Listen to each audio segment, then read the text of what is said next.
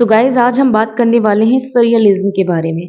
तो सरियलिज्म समझने से पहले आपको रियलिज्म समझना होगा। रियलिज्म क्या होता है? रियलिटी यानी कि वास्तविकता। मीन्स जो कुछ भी हम देखते हैं, जो कुछ भी हमें दिखाई देता है वो है, जो कुछ भी हमने देखा है वास्तव में वो वैसा ही है जैसा हमें दिखाई दे रहा है। वही सरियलिज्म क्या होता है? इसके थ्रू हम उसे और भी ज्यादा क्रिएटिव बना लेते हैं। जिस चीज को हम देखते हैं, जिन ऑब्जेक्ट्स को हम देखते हैं, उन्हें और भी ज्यादा क्रिएटिव बना लेते हैं। जैसे रियलिज्म में रियलिटी दिखती है, ठीक है, उसे देखा जा सकता है। जैसे कि मान लीजिए हमने एक नदी देखी, या हमने पेड़ देखा, या बादल देखे, तो ठीक है भाई, हमने बादल देखे, नदी देखी, पेड़ देखी, एक्चुअली में जैसे थे वैसे हमने देखा उन्हें, ठीक है, क्योंकि ये सभी ऑब्जेक्ट ऐसे ही हैं जैसे हमने देखा। लेकिन ये सरियलिज्म क्या करता है? इसमें हम एक ऐसे पेड़ को देखते हैं, यानी कि कल्पना करते हैं, और उसको पेड़ को देखते देखते हम सोचने लगते हैं, इसके तो हाथ हैं, इसके पास मुंह है, ये चल रहा है, या बादल आदमी के रूप में दिखाई दे रहा है और जो है आदमी की तरह एक्टिविटीज कर रहा है। तो ये सरियलिज्म होता है जो रियल से भी ज्यादा रियल होता है। Means real as more than real.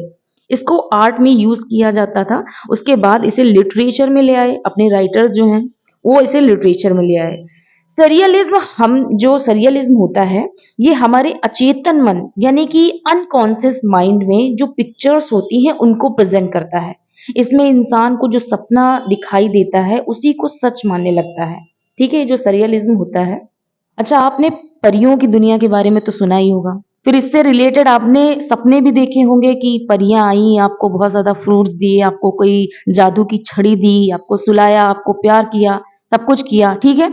तो क्या, अब आप बताइए कि क्या ये सब वास्तव में होता है? क्या ऐसा पॉसिबल है?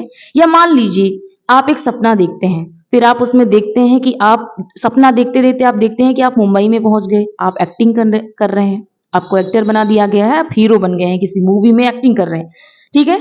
और फिर आप देखते हैं अचानक से कहीं पर आप घर में आ गए, घर में कार चला रहे हैं। दूसरी ओर देखते हैं, अरे इतनी जल्दी आप जू में पहुंच गए। फिर आप देखते हैं कि आप गाना गा रहे हैं। फिर आप देखते हैं कि आप खाना बना रहे हैं, खाना खा रहे हैं, स्कूल जा रहे हैं। ये सारी कड़ियां ऐसे जुड़ती हैं कि जैसे पॉसिबल ही नहीं है। क्या आप बताइए, आप एक ही टाइम पे इतनी सारी एक्टिविटीज कर सकते हैं? क्या ऐसा पॉसिबल है? नहीं, है ना। तो ये जो है सरियलिज्म, इसी प्रकार की चीजों को राइटर्स और पेंटर्स अपने अपने वर्क्स में इस चीज को शामिल करने लगे और एक अजीब दुनिया को डिस्क्राइब किया जो वास्तविकता में है ही नहीं, ठीक है।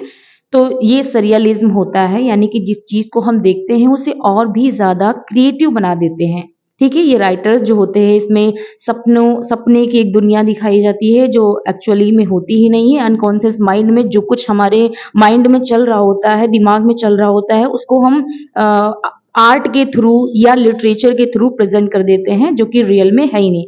अब आगे देखते हैं, इसकी मीनिंग देखते हैं, डेफिनेशन देखते हैं और कैरेक्टरिस्टिक्स देखते हैं।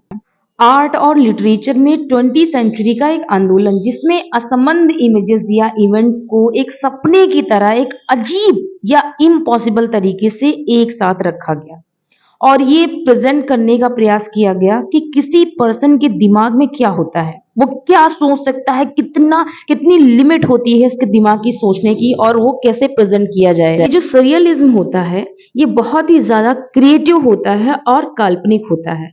इस टाइम के जो पेंटर्स थे, इन्होंने अपनी पेंटिंग्स को बहुत ज्यादा क्रिएटिव दिखाने की कोशिश की। गाइज, ये एक सांस्कृतिक यानी कि कल्चरल आंदोलन है जो यूरोप में फर्स्ट वर्ल्ड वॉर के बाद डेवलप हुआ, जिसमें कलाकारों ने अनकॉन्शियस माइंड को खुद को एक्सप्रेस करने को अलाउ कर देने के लिए इलॉजिकल, अननर्विंग, मतलब जिसका तर्क ना किया जा सके, जिसे समझा ही ना जा सके, जिसको प्रकट ही ना किया जा सके, बताया ही ना जा सके, इस प्रकार के सेंस और डेवलप को टेक्निक्स को एक्सप्रेस किया। इसके फीचर्स हैं elements of surprise, unexpected and non sequitur. इसका मीनिंग है सरियलिज्म कला और साहित्य की यानी कि लिटरेचर की एक स्टाइल है जिसमें विचारों, छवियों और ऑब्जेक्ट्स यानी कि वस्तुओं को एक अजीब तरह से कंबाइन किया जाता है, जैसे कि एक सपने में। ये इसकी डेफिनेशन है, आप देख लीजिएगा इसे। इसकी शुरुआत फ्रांस में 1920 में हुई थी और 1950 तक चली। इसे फर्स्ट कॉइनेट किया था गियोम अपोलिनेर ने। ये 1924 में सेकेंड वर्ल्ड वॉर के दौरान कवि आंद्रे ब्रीटन के नेतृत्व में एक कलात्मक, बौद्धिक और साहित्यिक आंदोलन था। कुछ इसकी कैरेक्टरिस्टिक्स हैं। First, unconsciousness as a valid reality. इसका मतलब है रियलिज्म वर्क में कैरेक्टर्स अक्सर अपने अनकॉन्शियस माइंड के जरिए वर्क करते थे। फिर सेकंड है ड्रीम एंड फैंटेसी सीक्वेंस, मतलब सपना या काल्पनिक पिक्चर्स को सरियलिज्म में शामिल किया जाता है। कभी कभी हम लिटरेचर के एक पूरे वर्क को केवल ये जानने के लिए पढ़ते हैं कि ये पूरी कहानी जो हमने पढ़ डाली है किसी का सपना थी। इसका बेस्ट एग्जाम्पल है द वंडरफुल विजार्ड ऑफ ओज। थर्ड है इरेशनल एलिमेंट्स, मतलब जब हम एक सरियलिज्म वर्क पढ़ते हैं तब हमें बहुत से ऐसे ख्याल आते हैं अजीबो गरीब कि जो हम पढ़ रहे हैं, जो हम सुन रहे हैं, देख रहे हैं, क्या वास्तव में ऐसा है, पॉसिबल है? और अगर पॉसिबल नहीं है तो क्या इससे क्या सीखा जा सकता है या इससे कोई इंजॉयमेंट मिल सकता है? यही थॉट बार बार आते हैं हमारे अनकॉन्शियस माइंड में, हमारे दिमाग में। उदाहरण के लिए एक पर्सन, जैसे कि हमने देखा कि एक वर्क में एक पर्सन जो है वो जानवर में बदल जाता है। अब हम यही सोचेंगे कि क्या ऐसा पॉसिबल है, इसे क्या सीखें। फिर फोर्थ है जक्सपोजिशन कंट्रास्ट, मतलब कि इसमें जो राइटर होता है ये विरोधाभास एग्जाम्पल्स का यूज करता है।